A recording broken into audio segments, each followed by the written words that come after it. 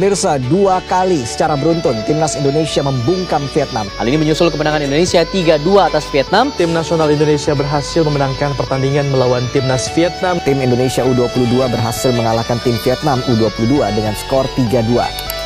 Assalamualaikum warahmatullahi wabarakatuh.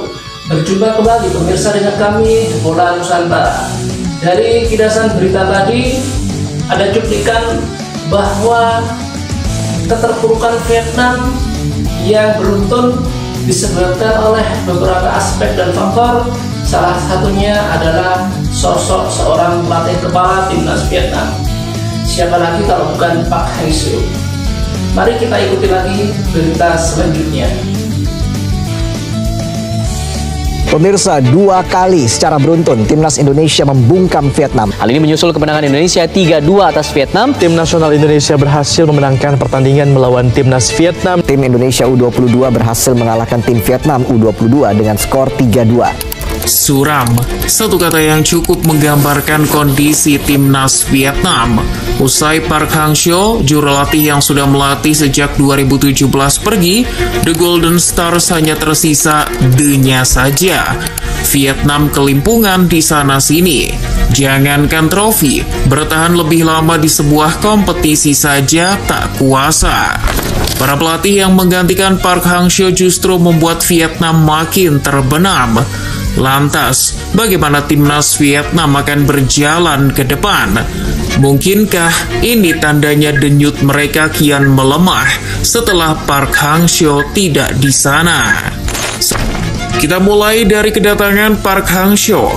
Pria kelahiran Sancheong, Korea Selatan ini bukan sosok pelatih yang bergelimang trofi sebelum melatih Vietnam. Sekedar trofi mah ada, tapi tidak banyak. Itu diraih kalau menukangi tim K-League 2 seperti Sangju Sangmu. Lalu tim yang kini berada di Liga 3 Korea Selatan, Changwon FC. Di level tim nasional, Park Hang-seo tak punya trofi. Tapi sekedar catatan mengesankan, pelatih yang kepalanya seperti area bermain kutu tersebut punya. Salah satunya membawa Korea Selatan ke semifinal Piala Dunia 2002. Namun, waktu itu bukan sebagai pelatih, melainkan asisten Gus Hiding. Sebelum tiba di Vietnam, karir Hang-seo terombang-ambing di kasta terbawah Korea Selatan. Pencariannya terhadap tantangan baru di Tiongkok juga tidak membuahkan hasil. Istrinya lalu mendorong untuk mencari tantangan di Asia Tenggara. Saran dari istrinya tak begitu saja diterima Hang-seo. Ia ragu karena belum punya pengetahuan tentang benua itu, juga kontak yang bisa menghubungkannya dengan negara-negara di Asia Tenggara. Beruntungnya, sang istri mendapat kontak seorang agen yang punya pengalaman di Asia Tenggara. Dari sanalah ia mendapat pekerjaan melatih timnas Vietnam. Namun ada versi lain, mengutip VN Express, pada tahun 2018 Hang-seo mengatakan bahwa ia bisa melatih Vietnam karena diberitahu agennya. Federasi Sepak Bola Vietnam tertarik pada saya saat menangani tim kecil Korea Selatan. Apapun versinya, Park Hang-seo toh beneran melatih Vietnam. Tiba di Vietnam tahun 2017, Hang-seo membesut 3 level timnas sekaligus, U22, U23, dan senior. Kesempatan melatih tim kelompok umur dan senior membuatnya lebih leluasa untuk merevolusi timnas Vietnam. Di kemudian hari, revolusi yang dilakukan membuahkan hasil. Ia telah menciptakan generasi emas timnas Vietnam. Muncullah pemain-pemain seperti Nguyen Quang Hai, Doan Van Hau, Do Duy Man, Nguyen Chong Puong, hingga Luong Xuan Truong. Lahirnya para pemain tadi memperlihatkan bahwa upaya Park Hang-seo menumbuhkan kepercayaan diri mulai tampak. Itu dilakukan karena ia tahu talenta di Asia Tenggara bukan tidak bagus, tapi kekeringan mentalitas. Ia terus memotivasi tim, selalu membela anak asuhnya di hadapan media. Tak lupa ikatan emosional dengan para pemain juga ia tanam. Hubungan kuat antara dia dan para pemain timnas Vietnam pun terjalin. Dari segi taktik dan strategi, kalau boleh disingkat, Hang-seo mengubah postur pendek pemain Vietnam yang semula titik lemah menjadi kekuatan. Latihan fisik dan kemampuan memahami strategi terus digembleng. Tak butuh waktu lama karena tahun berikutnya gelar Piala AFF kedua buat Vietnam direngkuh. Tahun berikutnya giliran medali emas SEA Games digondol. Hal yang sama diulangi di SEA Games 2021. Selain satu trofi Piala AFF dan 2 medali emas SEA Games, Hang Seo juga mengantarkan Vietnam ke putaran ketiga kualifikasi Piala Dunia 2022. Namun sebelum Piala AFF 2022, tiba-tiba muncul kabar Hang Seo akan berhenti. Tapi ia baru benar-benar berhenti pada Januari 2023. Pencapaian terakhirnya membawa Vietnam ke final Piala AFF 2022. Alasan kemundurannya masih tanda tanya. Spekulasi pun bermunculan. Pengamat sepak bola Vietnam, Jernet Kamansek, dikutip CNN Indonesia mengatakan, Hang Seo mundur karena tekanan mental. Namun dalam konferensi pers Sekjen VFF, Lee Huai An, sebagaimana laporan Sak Hudoisong, terindikasi bahwa kemunduran Hang Seo karena kontrak yang tidak disepakati kedua pihak. Hang Seo hanya ingin melatih tim muda, tapi VFF masih memintanya tetap melatih tim senior. Pemirsa, di mana ada kalanya memang sebuah visi dan misi seorang pelatih itu bertolak balik dengan asosiasi di negara tersebut. Contohnya seperti Pak Hang Seo ini, dia menginginkan melatih di kelompok umur, sedangkan dari asosiasi Vietnam menginginkan semua kelompok umur sampai senior itu di cover sama si Pak Hang Seo. Dan ternyata Pak Hang Seo mempunyai keinginan dan mempunyai ambisi sendiri. Akhirnya dia memilih untuk undur diri. Seperti itu dasarnya. Ya memang cerita ataupun kontraindikasi dalam persepak bolaan tidak bisa dipungkiri. Seperti kita, timnas Indonesia pernah mengalami yang namanya era keterpurukan, apalagi pernah disanksi oleh FIFA karena ikut campurnya pemerintah ke dalam asosiasi sepak bola Indonesia, di mana sekitar 2 tahun PSSI disanksi oleh FIFA dan tidak bisa mengikuti ajang-ajang internasional. Bagaimana cerita dan berita selanjutnya? Mari kita ikuti lagi bersama.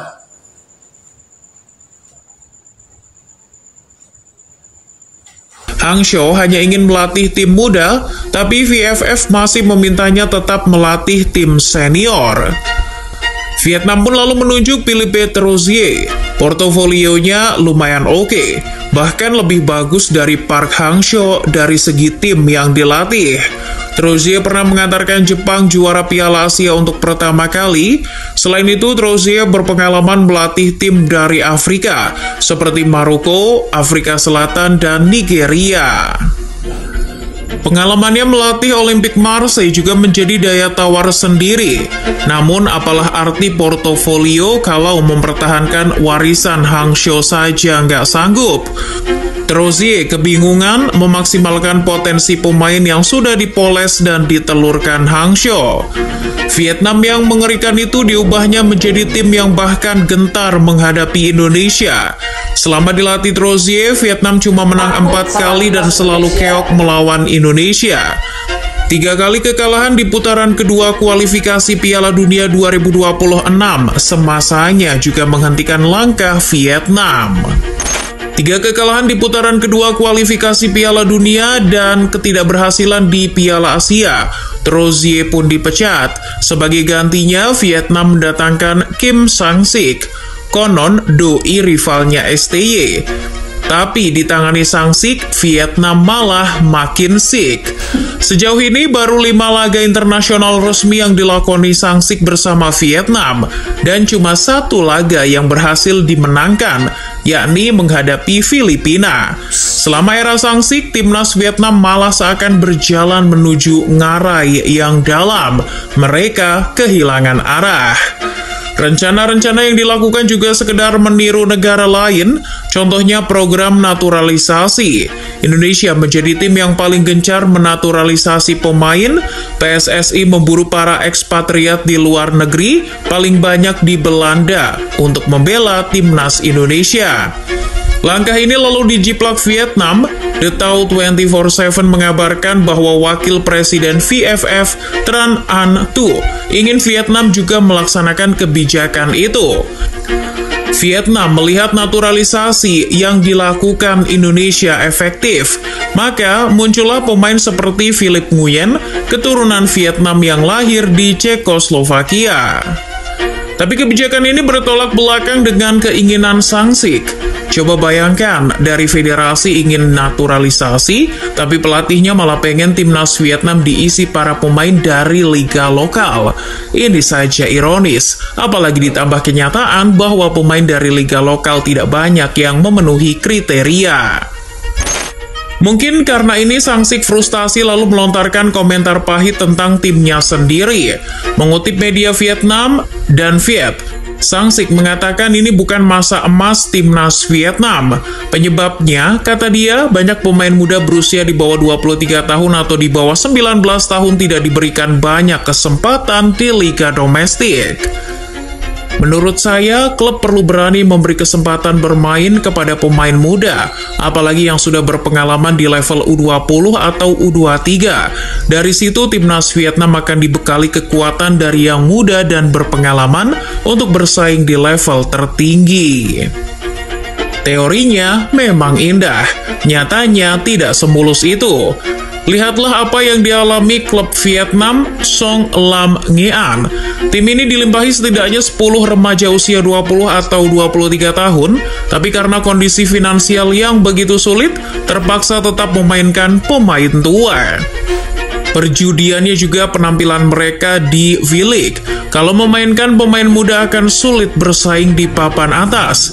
Itulah mengapa klub seperti Bin Duong yang terus dituntut bersaing di papan atas cenderung abai pada pemain muda. Kritik dari Sang Sik sedikit banyak sudah di-spill oleh Park Hang-seo. Ya, ex-pelatih ini kemarin-kemarin membongkar aib sepak bola Vietnam. Satu komentar yang benar-benar menghantam publik dari Hang-seo adalah Federasi Sepak Bola Vietnam tidak profesional. Pria 67 tahun itu mengulti satu persatu belang sepak bola Vietnam, mulai dari infrastruktur yang menurutnya tertinggal, hingga federasi yang tak punya visi terhadap pembinaan pemain usia muda. Hari ini, setelah tak lagi dilatih Hang-seo, Vietnam tidak lagi terlihat sebagai tim yang menyeramkan. Desember nanti, Indonesia akan bertemu dengan Vietnam di Piala AFF. Ini adalah kesempatan, peluang, momentum. Untuk apa? Untuk menunjukkan bahwa untuk menang besar melawan tim senior Vietnam, hanya butuh 11 pemain muda di bawah usia 22 tahun. Pemirsa, dari tayangan tadi ada sesuatu yang menggelitik dari perasaan saya sendiri. Mungkin pemirsa juga akan mengalami. Apa itu? Ketika Asosiasi Vietnam menginginkan program naturalisasi seperti yang sudah dilakukan oleh timnas Indonesia, tapi berimbas balik sama Kim Sang Sik. Dia tidak menginginkan program naturalisasi, dia malah menginginkan pemain muda untuk mengisi slot pada timnas Vietnam. Tapi apa yang terjadi setelah pemain muda itu digelontorkan dalam liga mereka, ketika liga sudah bergulir, dan ternyata apa? Ujung-ujungnya mereka miskin, nggak punya dana. Nah, dari situlah saya ingin membalas atau menyampaikan sesuatu kepada para pemirsa, bagaimana mereka kemarin ketika gelaran AFF U19 di Surabaya, Gelora Bung Tomo, mereka berkoar-koar, katanya Indonesia negara miskin, bikin stadion di dekat tempat sampah. Nah, sekarang sudah terbukti bahwa mereka lebih miskin lagi daripada kita. Kita negara besar, NKRI seluas langit lah. Mereka paling selebar Jakarta, Vietnam itu sama. Nah, dari itulah, para pemirsa yang beriman dimanapun Anda berada, bisa kita simpulkan bagaimana congkaknya rival-rival timnas Indonesia. Mohon maaf, ini bukan masalah Malaysia, tetapi masalah negeri Nguyen. Kita bisa menilai seberapa hebatnya negeri kita. Kita kaya, kita punya presiden PSSI yang namanya Bapak Erick Thohir. Dia menguasai berbagai macam ilmu tentang persepak bolaan. Dia seorang pengusaha, banyak dana. Ya hanya jalan seperti kita, seperti apa adanya sekarang. Timnas Indonesia semoga lebih maju ke depan. Itu yang saya mau. Mungkin dari anda semua para pemirsa juga menginginkan Timnas Indonesia lebih bisa menggenggam kancah internasional ada di kepolan tangan. Nah, para pemirsa yang budiman dimanapun Anda berada, terima kasih atas perhatian Anda dan telah menonton tayangan kami. Semoga Anda dalam keadaan sehat selalu. Salam olahraga dan wassalamualaikum warahmatullahi wabarakatuh.